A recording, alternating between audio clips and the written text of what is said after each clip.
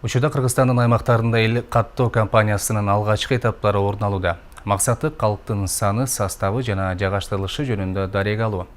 Бирок бул процесстин жүрүшүндө калк арасында бир топ түшүнбөстүктөр орун алып, көпчүлүгү маалыматтын берүүдөн баш тартууда. Мындан улам бул жаатта иш алып барган регистраторлор тургундарды каттоо менен шайлоону айкалаштырбоого чакырышат.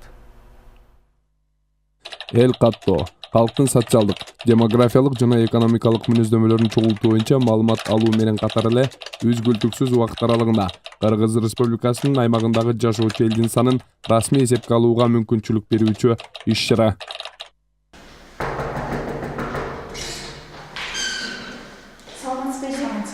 Статистика комитетинен эл каттоо фондунан келген.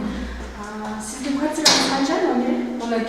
12-квартира. Өлкөдө 2020-жылы эл жана турак жай фондунун каттоо боюнча кампаниясы өтөт. Учурда ага карата даярдык көрүү мезгили жүргүзүлүп, калктын санын аныктоо башталды. Бирок үйүнө келип маалымат даректерин сураган жаранда эмне үчүн деген суроо пайда болбой койбойт. Азыр биринчи келгенде чындыгында элдерде мындай түшүнүк болуп калганго, кагаз кармап эле келсе паспортун сурап анан данныйларын сурайт депчи. Мен ошондой ойлоп турмун. Шайлоого карата даярдык окшойт деп ойлоп турмун. Жок, бул деген чындыгында ошол элди каттоо жүрүп жатат экен. Эгерде бизге келип аткан элди каттап аткан адамдар туура маалымат жеткизирсе, анда биз маалымат берүүдөн качпашыбыз керек экен. Бул албетте туура деп эсептейм. Бирок азыртан эле каттоо учурунда үйүнө киргизбей, маалымат берүүдөн баш тарткан учурлар орун алып баштаган. Регистраторлордун айтымында тургундарда каттоону шайлоо менен байланыштырган түшүнбөстүктөр болуп жатыптыр. Мындай абал адистердин жумушун алда канча кыйындаткан. Кечинде барып маалымат алган туура келет. Анан ошол эле учурда биз барып суранып, ушул бизге маалымат берип коесузбу?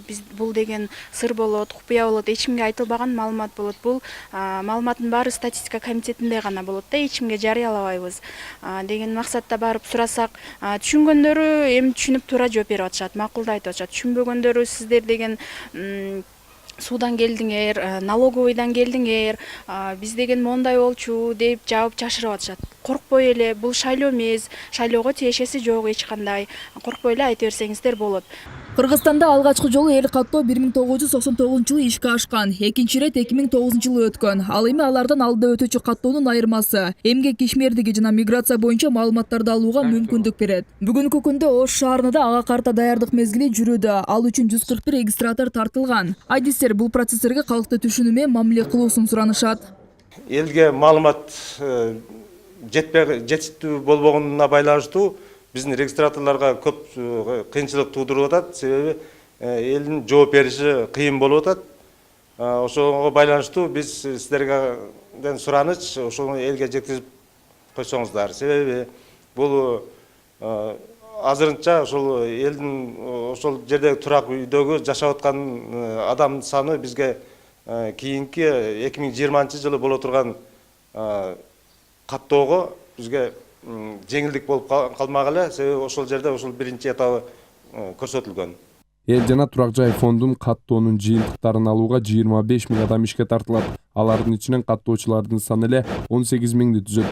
Бүтүндө өлкөнүн аймагында 560 каттоо бөлүмдөрү, 4000-ге жакын инструктордук участоктор түзүлөт. Бул багытта иштер ушул жылдын 23 апрелинен баштап жүргүзүлүп баштаган, бирок коомчулуктун бул боюнча али күнчө кабары жок. Маалыматыңыз барбы, билесизби эл каттоо болуп атканын? Жок, билбейт экем. Барыңызбы? Бардым. Маалыматыңыз барбы эл каттоо? Эл каттоо. жок. Нема дегениз о? Белгилей кетсек, бүгүнкү күндө Кыргызстанда калктын жалпы саны 6.250.730 түзөт. Ал эми 2020-жылы эл каттоону Армения Республикасы, Россия Федерациясы, Тажикистан жана Кыргыз Республикасы өткөрөт. Булизада Торобекова, Адлет Нышанбаев, Нур Ньюс.